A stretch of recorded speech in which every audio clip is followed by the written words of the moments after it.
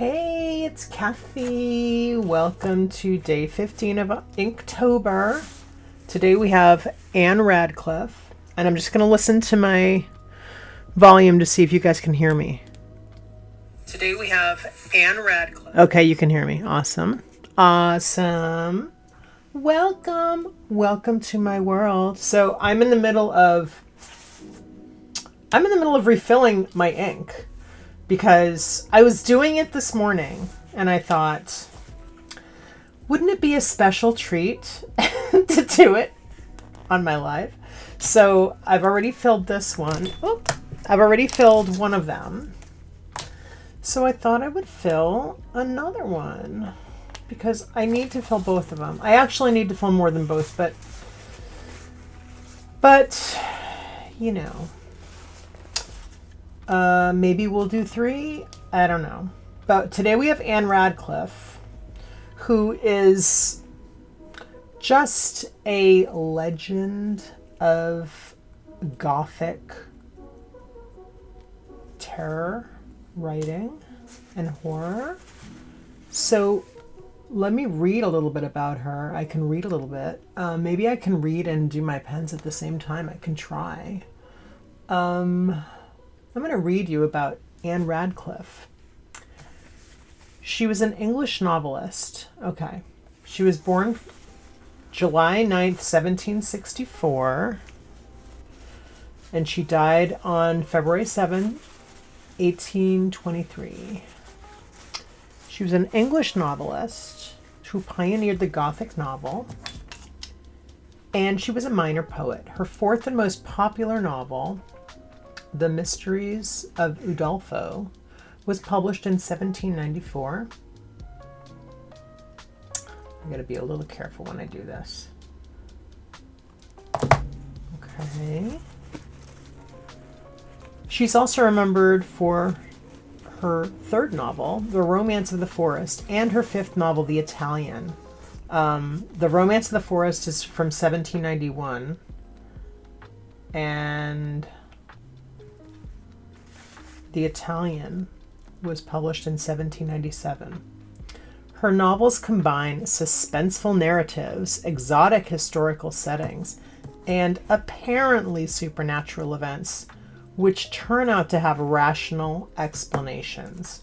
So that was sort of her stock in trade, was having supernatural things happen that had a rational explanation at the end. I'm just dripping my ink in here. Hopefully you can see this. Oh, I got a drip outside. Gotta clean that up. Okay. All right. Radcliffe was famously shy and reclusive. Let's see if this works. No, I need to see it go in, actually. Radcliffe was famously shy and reclusive, leaving little record of the details of her life.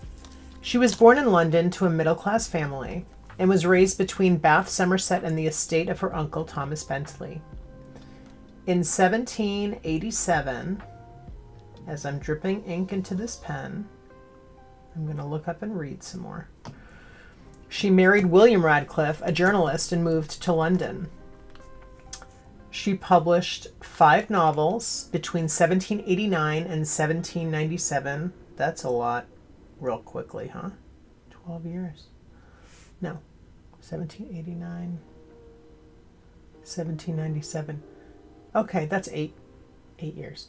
To increasing acclaim and financial success, becoming one of the highest paid authors of the 18th century.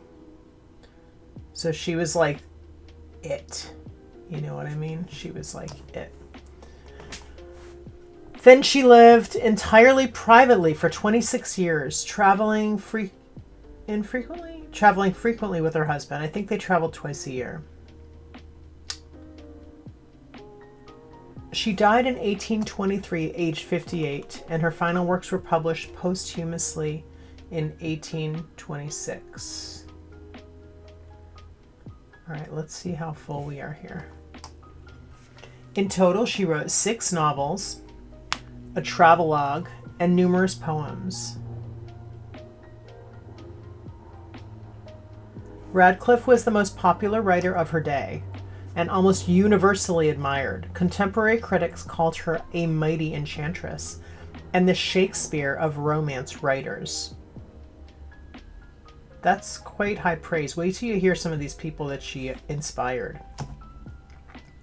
During her lifetime, Gothic novels were known as the Radcliffe School of Fiction, and she inspired numerous later authors, including Jane Austen, Mary Shelley, and Walter Scott. I have also heard that she inspired the Bronte sisters and Edgar Allan Poe. So, I mean, quite a roster of people. Here's a fun fact too. The movie Becoming Jane from 2007, starring Anne Hathaway. Did I overfill? She was a character in that. An actress plays. She wasn't a character. An actress plays her in that. So she's in that movie. All right, let's see if that helps. Or are we going to be able to do this? Oh, okay. Maybe I need to take some ink out. All right. So that's quite amazing. She inspired Jane Austen, Mary Shelley. I don't know Walter Scott. I'm going to just click in real quick. Walter Scott, Ivanhoe, Rob Roy, Lady of the Lake. Okay. Those are some of his books. Okay. Early life. Radcliffe. I'm gonna take some of the ink out of here because I need to. And it might just be easier for me to do it with this pipette here. There we go. See if that helps. Okay. Hopefully we'll be able to fill this and get moving soon. Did we? Oh, no. Need to take out more ink. Okay. You didn't know what you were getting today, huh? You're getting some, ink filling here. Oh.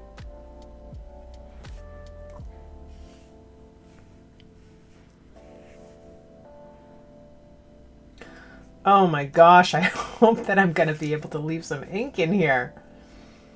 It doesn't really feel like there's much in there. Oh, I think I'm just going to go for it.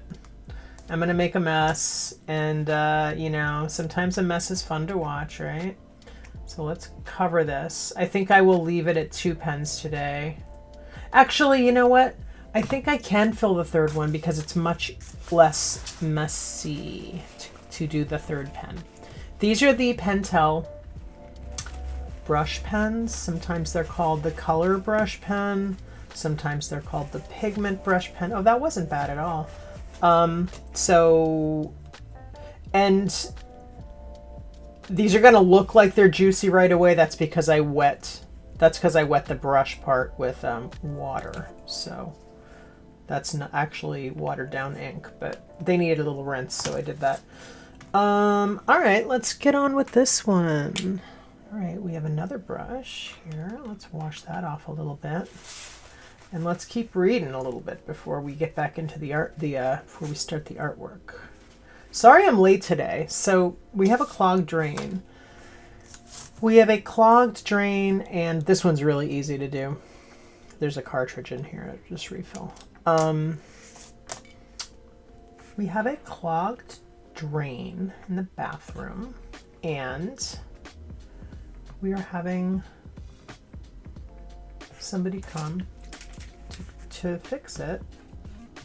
That in no way actually is why I'm late. I'm late because I stayed in bed too long, and I had to have my coffee. So this is an Ecoline, what do they call this? I forget what it's called, but it's in my Amazon store. It's in the live streams section of the Amazon store that I put together with all my goodies in there. So this is filled with Sumi ink, and I'm putting it in here. I've been using this other ink today, this Bombay India ink. I'm just going to fill this like 2/3, and then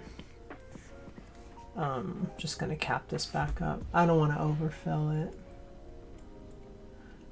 I like this thing because you can draw with it, or you can use it to refill your pens.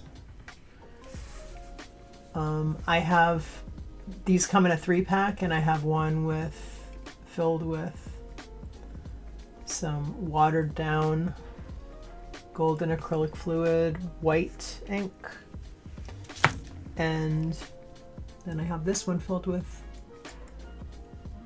you know, Sumi ink, but this is nice to fill my pens with.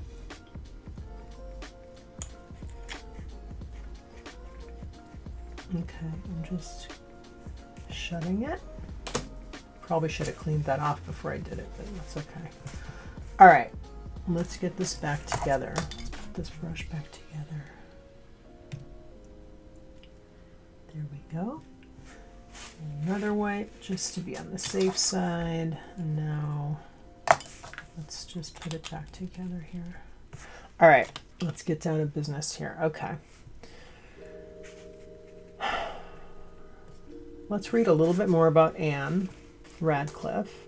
She was born Anne Ward in Holborn, London on July 9th, 1764. She was the only child of William Ward and Anne Oates, 1726 to 1800. At the time of her birth, her father owned a haberdashery shop in London, which is like hats and cummerbunds and things like that. Her mother came from a family of lead makers and glaziers. Her father had a famous uncle, William Cheselden, who was a surgeon to King George II. Her mother descended from the De Witt family of Holland, with well-connected cousins including Sir Richard Jebb, a fashionable London physician, and Samuel Halifax, a bishop. In 1772, Radcliffe's father moved to Bath to manage a shop owned by Thomas Bentley and Hosea Wedgwood, makers of Wedgwood porcelain. All kinds of connections we're making today.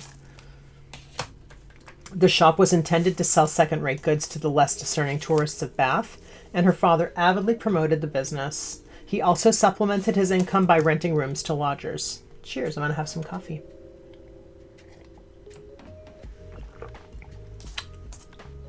Oh, sorry. Bentley was Radcliffe's maternal uncle and more respectable as a land-owning member of the gentry. She often paid extended visits to his home in Chelsea, London, and later Turnham Green. Wedgwood's daughter, Susanna, known by the nickname Suki, also stayed in Chelsea and is Radcliffe's only known childhood companion. Although mixing in some distinguished circles, Radcliffe seems to have made little impression in the society and was described by Wedgwood as Bentley's shy little niece. Bentley and Wedgwood were both Unitarians, as was Radcliffe's grand uncle, Dr. John Jebb. Radcliffe herself regularly attended Anglican church services, but her biographer, why are we talking about her religion?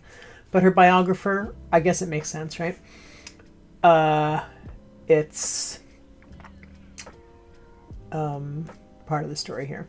But her biographer, Richter Norden, suggests that she remained sympathetic to Unitarians and dissenters. Okay. I'm going to keep reading, but I'm also going to start drawing at the same time, which is going to be very interesting. So hold on one second. Let me see. I have the quote from Adolfo, The Mysteries of Adolfo, to draw. And I want to pull it up on my phone. It is, there is something in the decay of nature that awakens thought, even in the most trifling mind. There is something in the decay of nature. But can I read at the same time that I'm drawing? The quote. I don't know. I don't know, but it would be pretty cool if I could get like Siri to do it for me. Maybe we can get Siri to read. Hold on. Let's see if we can get Siri to read for us. Come on, Siri, come through. All right, I'm just going to set up my iPad here to see if I can get Siri to read this for me.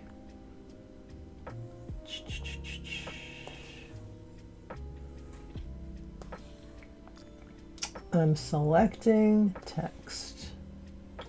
Give me a second and we'll get there. Thank you for your patience. Okay, I'm gonna skip. There's something about anti-Catholicism and I don't wanna go into that.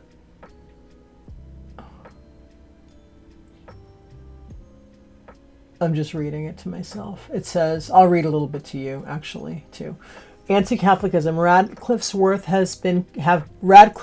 have been considered by some scholars to be part of a larger tradition of anti-Catholicism within Gothic literature. I didn't know anything about this. I mean, it kind of makes sense, I guess. Kind of. Because, you know, it's all like supernaturally and stuff. Her works contain hostile portrayals of both Catholicism and Catholics. The Italian frequently presents Catholicism, the largest religion in Italy, in a negative light.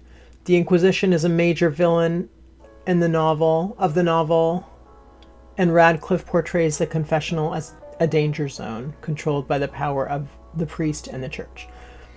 The Mysteries of Udolpho also contained negative portrayals of Catholicism, which was presented as part of the ancient Italianness of their dangerous Italian settings.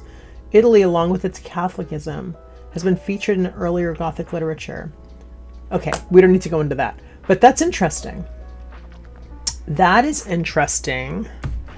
And I really haven't read about that in conjunction with our writers thus far this month, but it's interesting. Okay, accessibility. Let's do speak selection.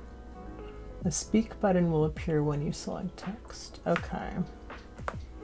I don't see no speak selection button. Siri.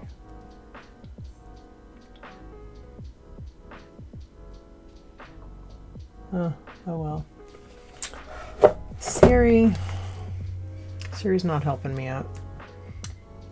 Siri, read page. This page is not set up for me to read. All right. Let's just draw then. Okay, there is something in the decay of nature that awakens thought, even in the most trifling mind. Let me grab my pencil real quick. Okay, let's pencil this out.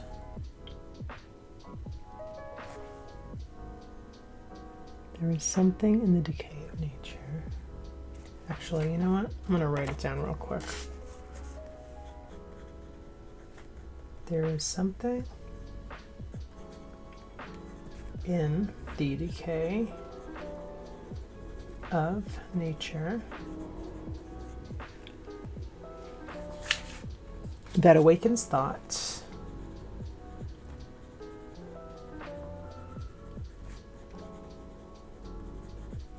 even in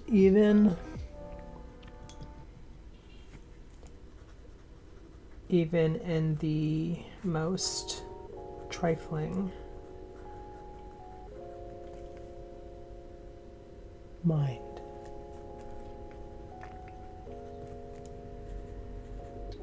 Udolpho. The Mysteries of Udolpho.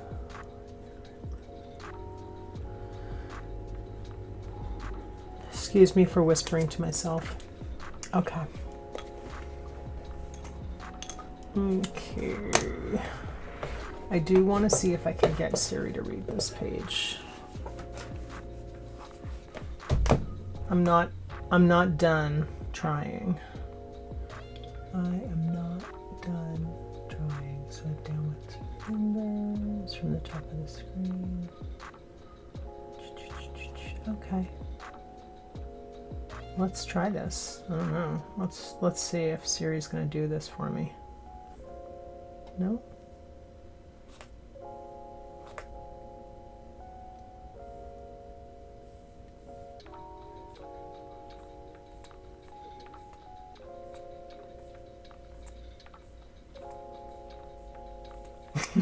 Nothing's happening. Siri. Siri. Come on, Siri. Siri's failing me today. Well, I don't usually use Siri. Siri's just failing me. Okay, let's just go in and draw. I'm done trying with Siri. There is something in the decay of nature. So I was thinking that this would be really cool with like branch style, branchy, you know what I'm saying? Hey, Roblox. Are you here, Roblox? Wait. SKZ fan Roblox. Hi. I don't know if you're still here, but if you are, hello. Oh, I'm getting some little arts. We're doing Ann Radcliffe today. Hey, SKZ fan Roblox. Nice to see you. So we're doing a Gothic author, Ann Radcliffe. Oh, you changed your name. So today we're doing a quote. And you're just in time because I got a lot of other stuff out of the way. We filled pens. We did all kinds of stuff. I read a whole bunch about the author, and now we're just going to do some drawing. So there is something in the decay of nature that awakens thought. I'm just going to raise my paper a little bit like that. Okay, let's sharpen my pencil.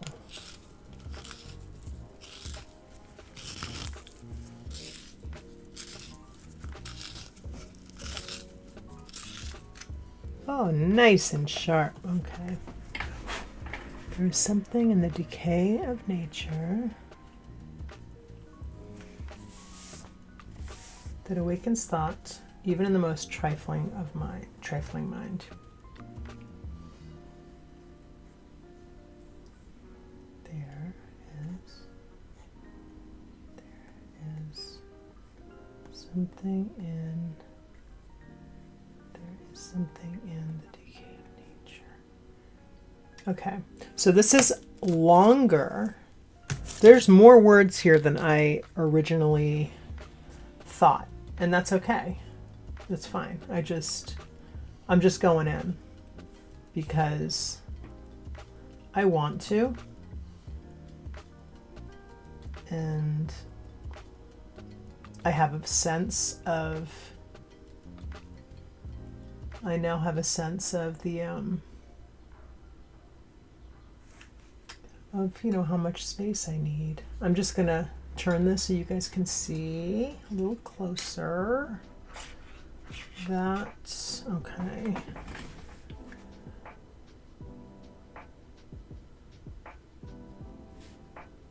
So I want to make it look like branches, you know what I mean? Like decaying branches.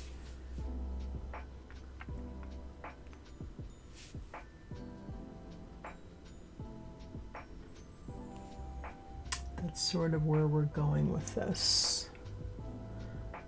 There is something in the decay of nature.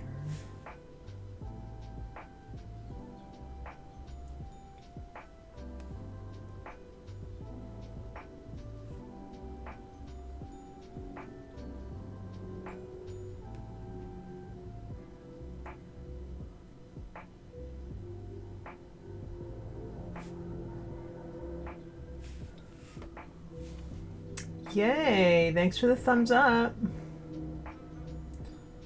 Just drawing. There's something that I have to just remember that I'm drawing branches. Hey, if you had come like 10 minutes earlier, and actually you can watch it on the replay, but I refilled my pens with ink. And that's always fun to watch because you just don't know what's going to happen, right? Am I going to spill it everywhere? You'll have to watch and find out. There's something in the decay of nature.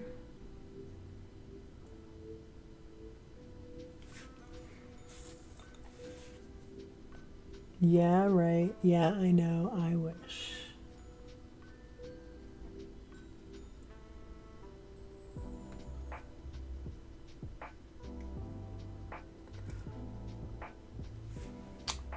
There's something in...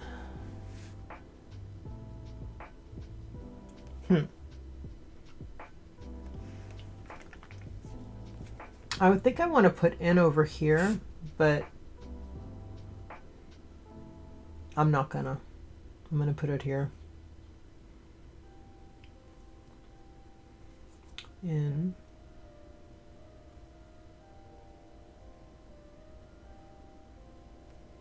D.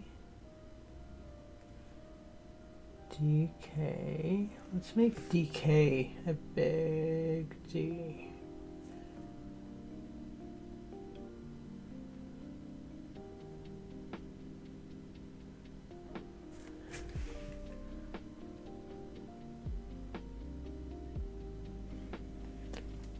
What I'm eating right now, it's eggs. Why are you telling me what you're eating?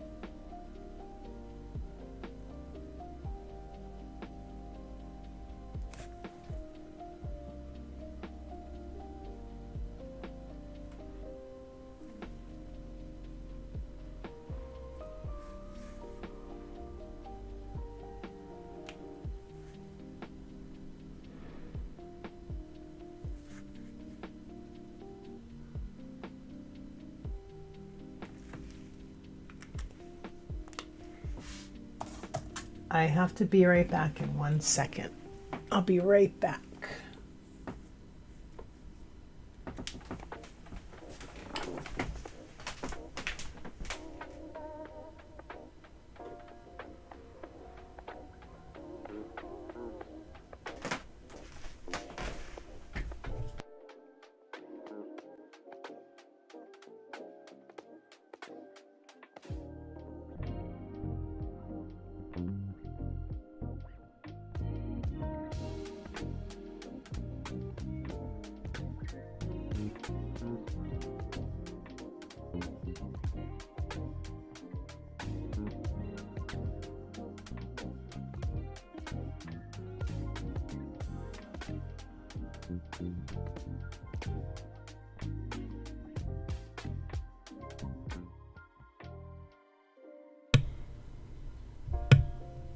I'm back.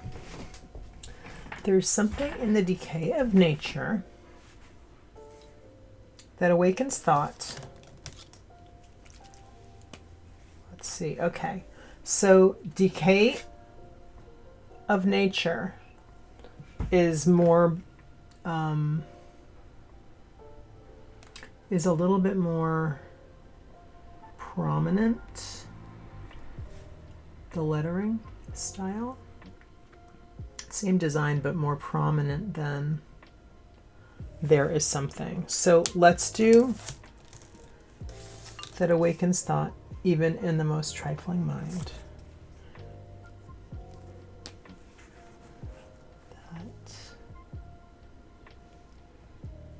I'm a go study for 10 minutes. All right. You go. You do it. You go study.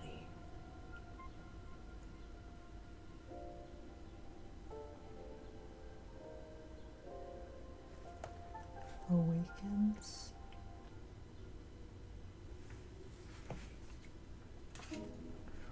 Let's do that better. That awakens thought.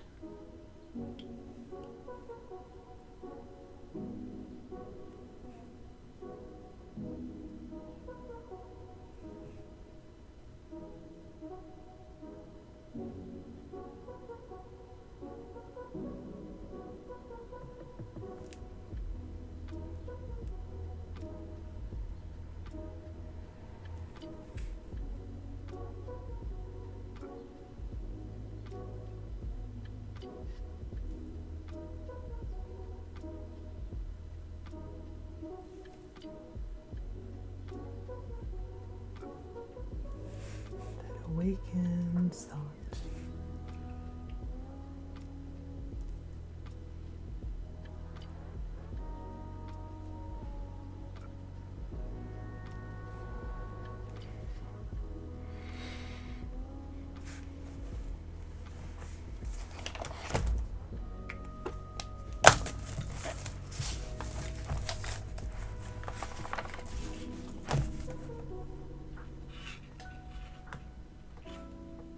Trying to get a little more light in here. That awakens thought.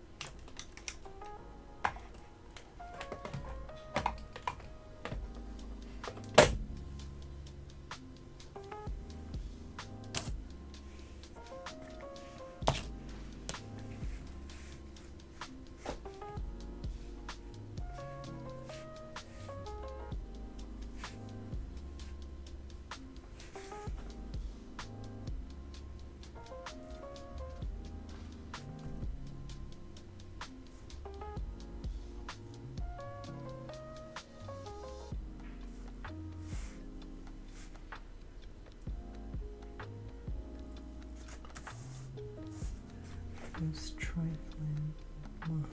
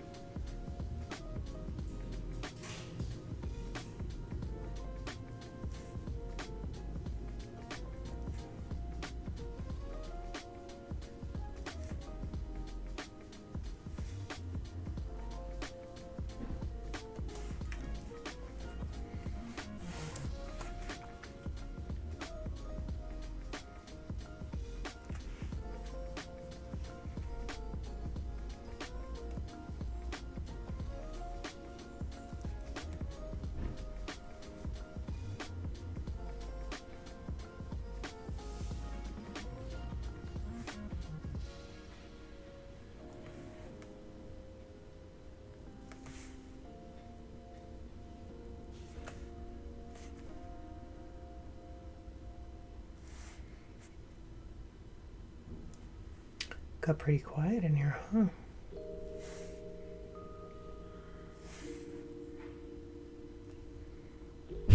There is something in the decay of nature that awakens thought, even in the most trifling of minds.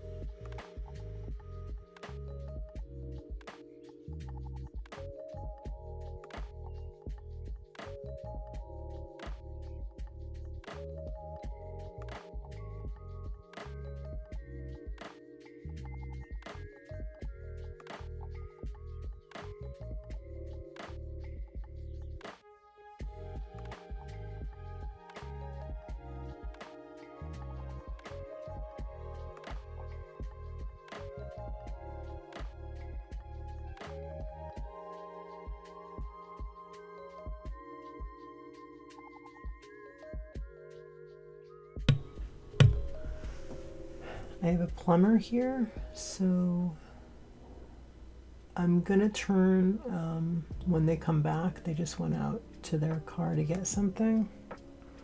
I'm gonna turn off my mic, but there'll still be music playing. Just it might get kind of loud, and I don't want to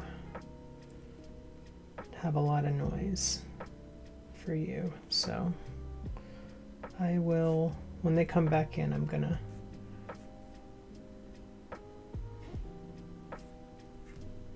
turn the mic off. I think they're back.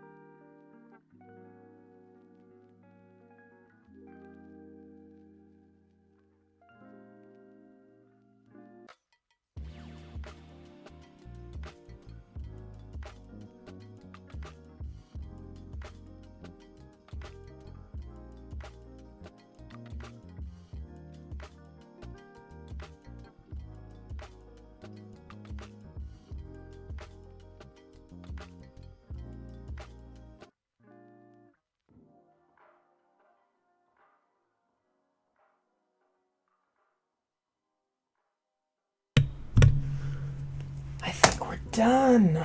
I think we are done today. Here we are. Final. There is something in the decay of nature. Final last words. What? Famous last words. You know I have to do a few little touches because I can't help myself. There is something in the decay of nature that awakens thought even in the most trifling minds.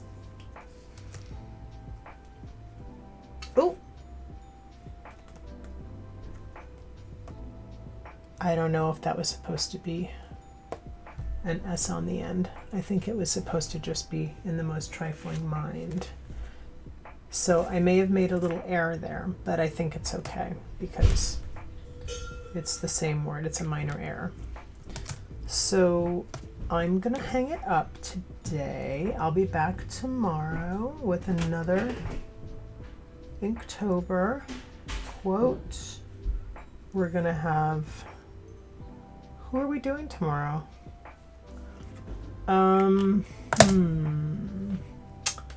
Ooh, I know who it is. Let me see if I can pull it up real quick before I hang it up, because things are going to get kind of loud around here, I think, in a minute.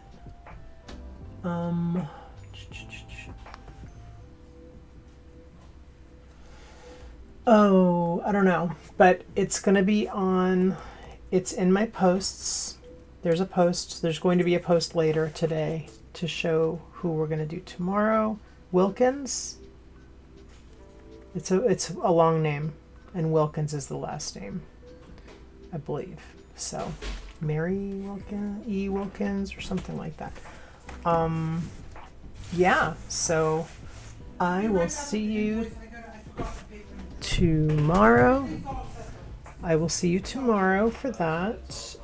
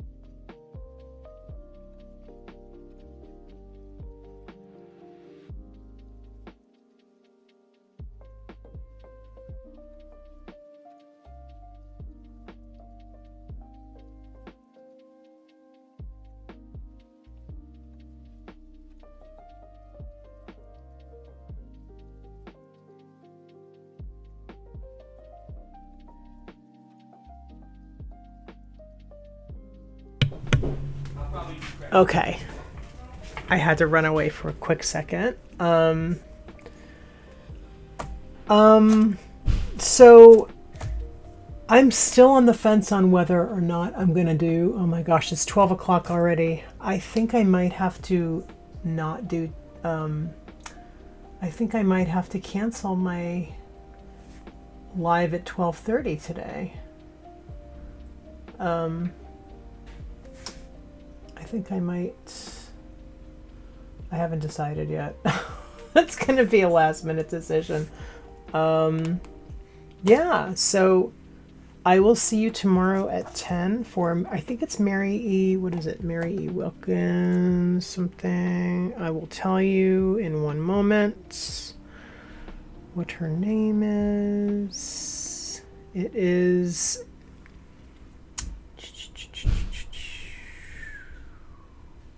our clog just got unclogged, so I'm happy about that. Mary E. Wilkins Freeman. Okay, so it's not it's not Wilkins, it's Freeman. Mary E. Wilkins Freeman tomorrow. That's going to be day 16 of Inktober, and I hope to see you tomorrow for another session. All right. Have a great day, and I will see you tomorrow. Bye.